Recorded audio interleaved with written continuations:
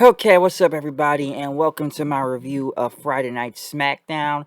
I guess I should be saying 24 hours after Crown Jewel from yesterday, of whatever time you watched it. I was late on watching the show, but I still did do a review for Crown Jewel and whatnot, or Blood Money 6. If you want to go see that review, it is up online right now. Okay, so yeah, you want to go see the review of Blood Money? Go check it out, and you go bounce, bounce, bounce, bounce, bounce, and you'll get some blood money from it. All right, but yeah, with Crown Jewel from last night, we kick it off with Roman Reigns and Paul Heyman coming out there.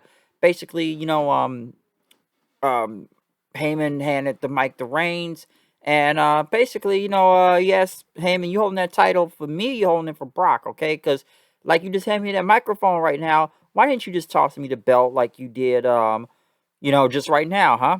Because you're not doing good at your job, all right? But I am, he said. And, I said, I don't think there is any denying that I am the best around here.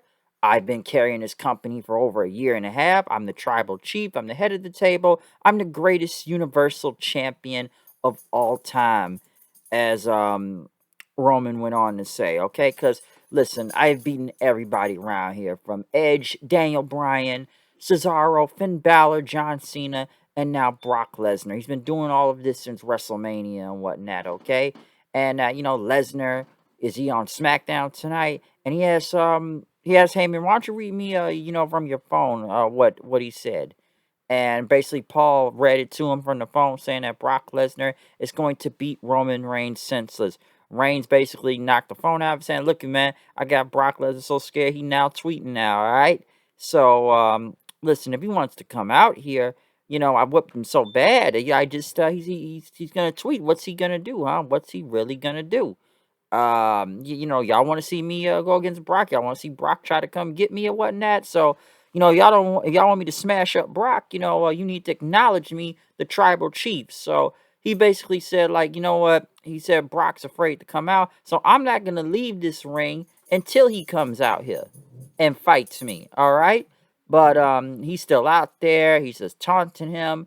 People chanting, "We want Lesnar." He said, I want him too, but he's scared. He's scared. Next thing you know, Brock Lesnar does come out though, and Roman tries to hit Brock with the title. Brock ends up knocking him out of the ring. Then he starts throwing him all over the place, just punching him. Then he even just kind of looked at Heyman for a second and smiled. He took some steel steps and hit Roman Reigns in the face with it. Then he was about to F5 him through the announce table, but Usos stopped him. He beat up the Usos. Then he threw him over the barricade after that. He still ended up, beating up Reigns. Reigns tried to fight back, but he crashed him to the ring post. Then he even started throwing the referees around, even threw the camera at him, missing Roman Reigns, and just threw agents around. Adam Pearce ended up start sending out, I guess, the roster then, which they almost start getting killed. So Lesnar is just killing people from left and right, okay? He's just destroying everybody out there as Reigns and them get out of Dodge, and he's holding up the title saying, "I'm the Universal Champion," and whatnot. And then basically at the commercial, like, by the way, this segment went off almost 40 minutes. We went 40 minutes with no wrestling match, okay? Adam Pearce came out saying, like, listen, no one's not going to come out here, hold the show hostage. And after the chaos that just happened, it's unacceptable with Lesnar, okay?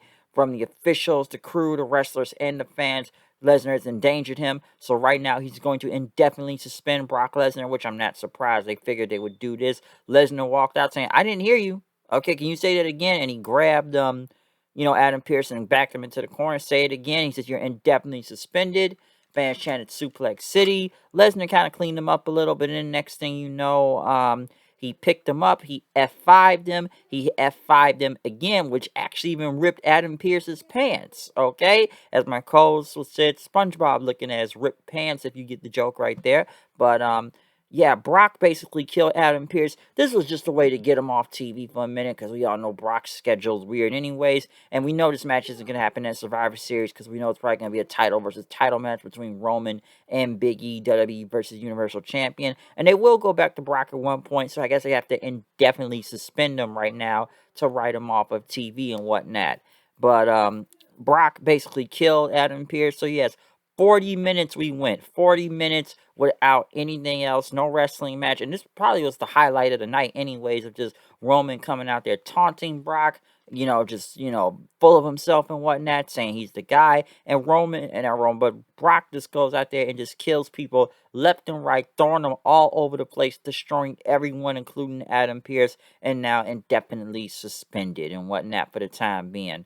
But Sonya Deville is in the back trying to figure out everything that's going on. Naomi saying she still wants another match, but Deville says, I got stuff to handle right now, so get away. Drew even coming up saying, hey, I'm new here, so I need to issue an open challenge against anybody that wants to face me. So Drew is now on Smackdown, his new show. He brought his sword with him. He went against Sami Zayn, which Sami Zayn did have some new music too. And talk about he's the locker room leader, Smackdown, a gatekeeper and whatnot.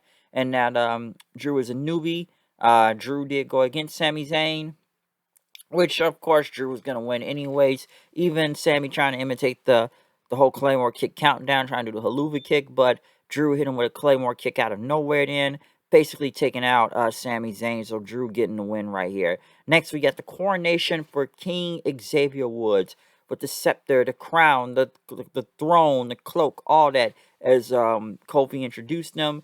He was the king. He put on everything, just the whole crown, all the 9 yards and whatnot. Even the scepter, thy crown and everything, as Woods is now a king, and how he always wanted to do it. This was his dream, and now it's a reality. As he thanked the fans, he finally got what he wanted, and he's going to be a fair and fun king, and he will rule the best he can and give everyone a chance around here. So you all will hear from the King's Gospel, and tonight was the first part of it. So King Xavier Woods, folks, the man is a king now. He is no longer a peasant.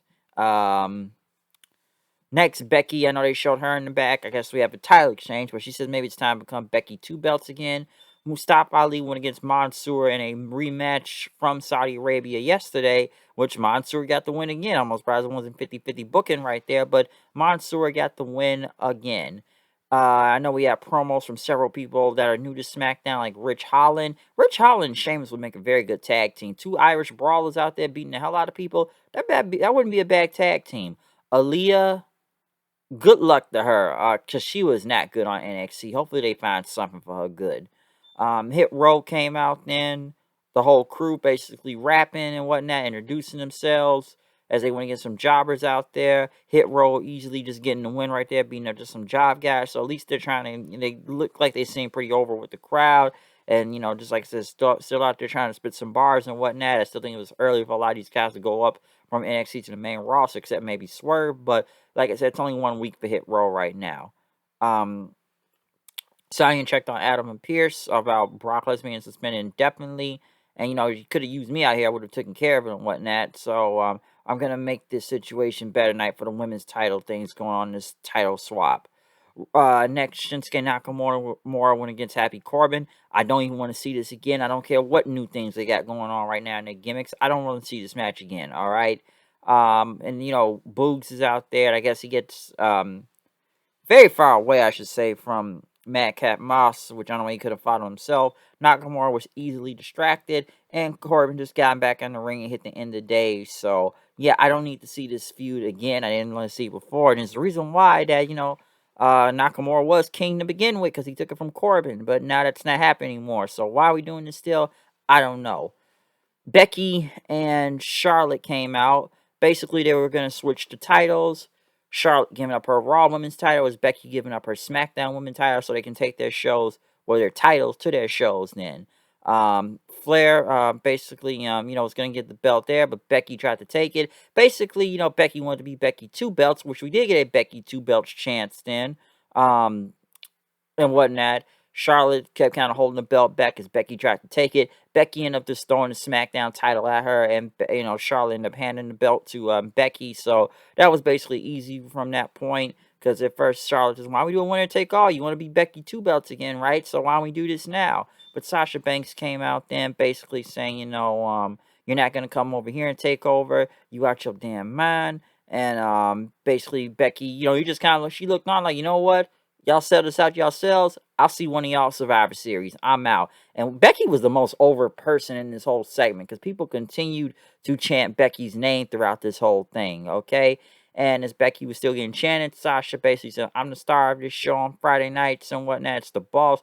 But Flair said, when's the last time you can even hold the title? Because, listen, I don't even know if I want to see Charlotte and Sasha again. They'll put on good matches, but are we going to see hot potato belt that we saw a few years ago? Because, man, that was a lot of hot potato in there at the time, all right?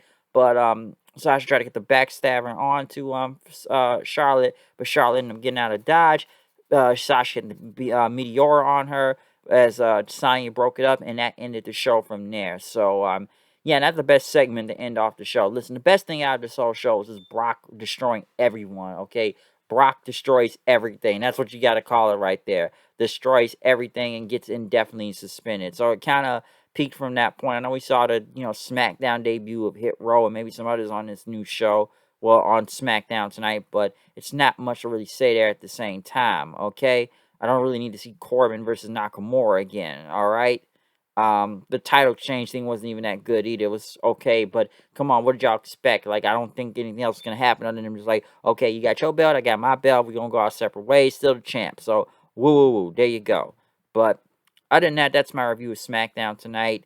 Comment, subscribe, find me on Twitter at HoodedKnight890. Check out my Crown Jewel review up online right now, alright? So see you guys later then. Peace.